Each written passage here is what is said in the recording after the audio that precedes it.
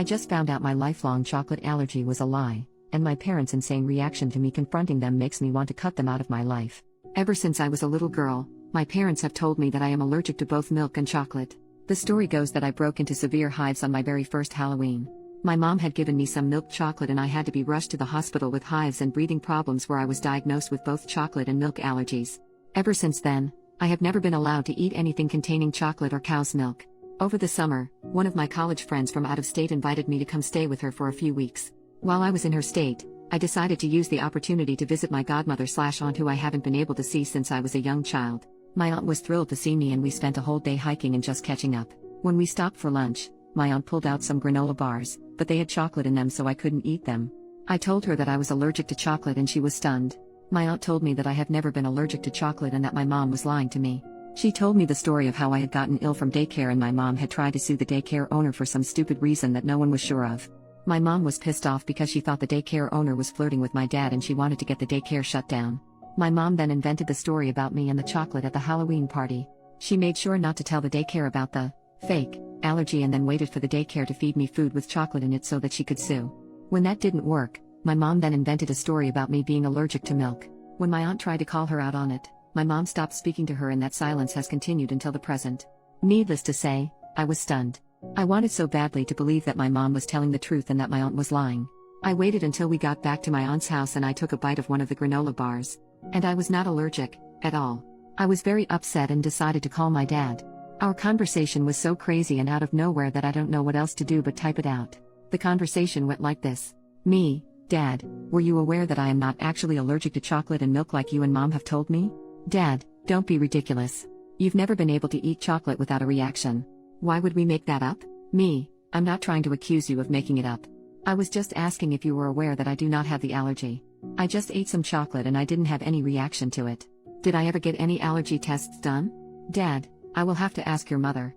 I am upset that you are trying to call us liars over this. Me, when did I say anyone was lying? What are you talking about? My mom then jumped into the conversation. Speakerphone. Mom, honey, don't you remember that you had hives at your 10th birthday party? Your friend had given you a Tootsie Pop and you were allergic to the chocolate.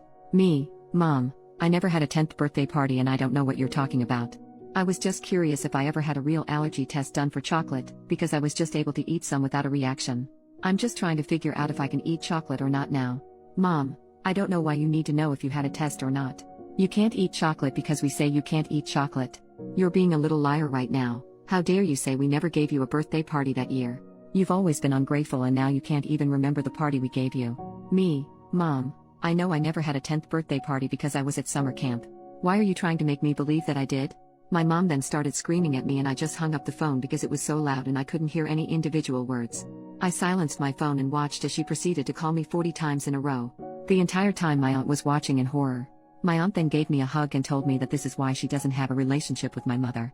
My mom has always done this, lied to people and then tried to convince them it was the truth. I am very upset about this entire situation. The conversation was simply one of the craziest things I've seen and I don't know who these people are anymore.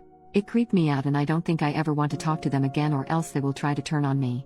Am I right in wanting to cut these people out of my life?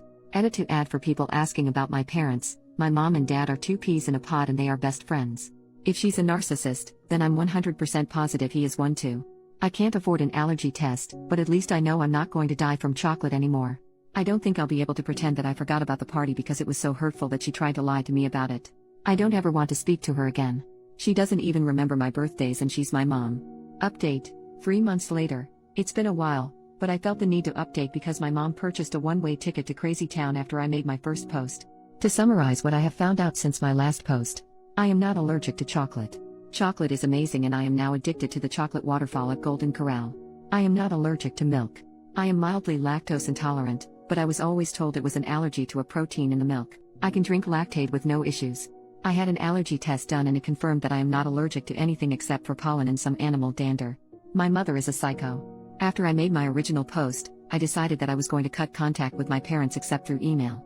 My mom called me over 1,000 times the first week and I eventually had to get a new phone and simply stopped answering the old phone and let the battery in it die. To put this in perspective, she used to call me 2 to 3 times a week and this sudden increase was pure insanity. Since my mom knew where my dorm room was located on campus, I requested to be moved into one of the more private dorm buildings because I was concerned for my privacy. I didn't tell anyone except my college friends about the move, and I had thought that everything would be fine. Everything was fine for a few weeks, until I got a call from one of the adjunct professors to help tutor one of the new students. My school has a master tutor list, and any student can call the tutors and arrange for help for free. Us tutors are paid by the school. I told the adjunct that I would meet the student in the library in a few and grabbed my books and walked over to the library. Lo and behold, the new student was my mom.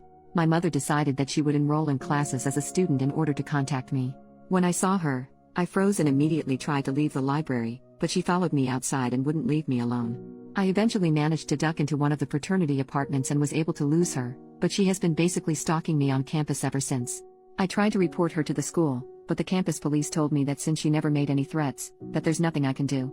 I tried reporting her to the normal police as well, but was told the same thing. My mom has not left me any voicemails or texts or anything at all that I can use to prove what she's doing.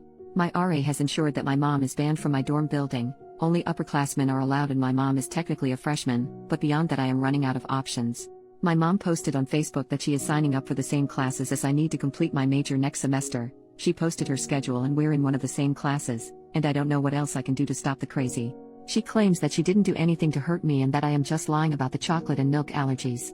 My aunt had to go out of the country for work, and I feel so alone with dealing with all of this. My dad has basically ditched and moved out of my mom's house, and I haven't been able to get in contact with him either.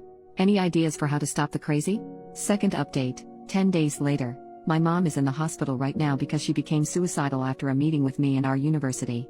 I feel so guilty. Hi there. It's my first time posting here because I was hesitant to give my mom the narcissist label.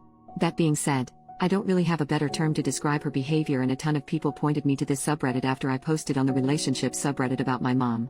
To summarize, my mom and dad lied to me and told me I had allergies, chocolate and milk. I believed them for years until I met my estranged aunt and she spilled the beans and revealed the web of lies created by my mother. I decided to go no contact with my parents, and my mom snapped and enrolled at my university and was basically stalking me and enrolling in the same classes I need for next semester. I contacted the student affairs department and they arranged a meeting between myself and my mom regarding the stalking.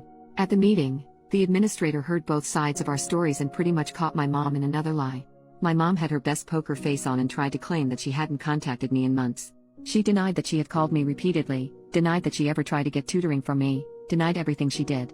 She tried to act like she was the victim and that I was just a mean and disrespectful daughter who hated her mom.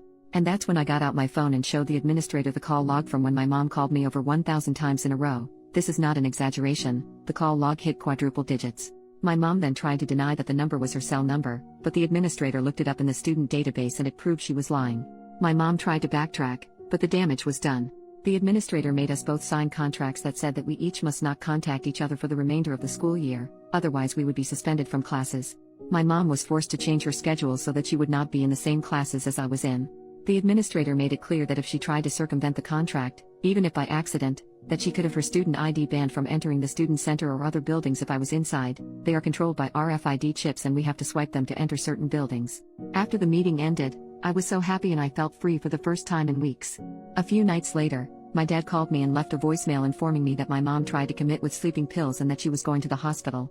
I thought it was fake at first, so I called the hospital and they put me through to my dad, who was in the waiting room. My dad laid into me pretty hard and called me names and stuff about the whole situation, and then told me that if I didn't want my mom to die, I shouldn't have made her life miserable. So that's my Thanksgiving vacation, and I don't really know what to think or do right now. I'm going to go bake a pumpkin pie and try to forget about it all, but food tastes like ash in my mouth. Relevant comments. Commenter number 1, honey, it's not your fault. Not even a little. She is a very sick person. This attempt is the inevitable conclusion of a long struggle with serious mental illness. Also, while we take all threats of suicide seriously on this sub, her failure to unalive herself is notable.